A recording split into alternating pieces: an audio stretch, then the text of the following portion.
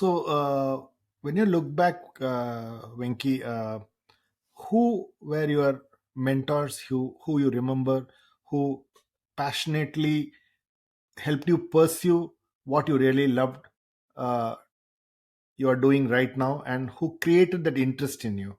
A great question too. To be honest, I was when I started work and when I was working in the industry, although working for a multinational bank, working in Hong Kong, Bombay, and Delhi was exciting, gave me a lot of experience and exposures.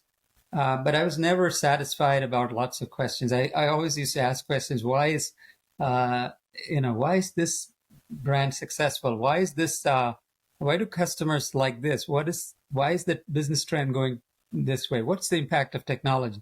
And somehow in your day-to-day job, you cannot answer those questions. So I always had that. Plus, at that time, my older brother was a faculty in finance. So in some respect, I was very fortunate that there was somebody in my family who already had exposure to what the PhD is.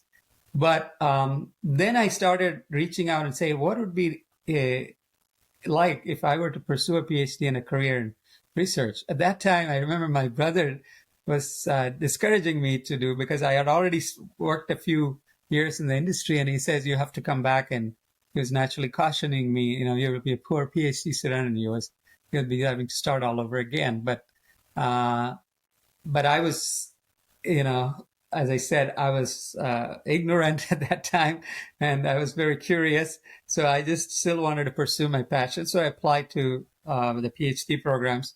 And at that time, Phil Kotler was my role model because we all grew up reading his textbooks and his readings.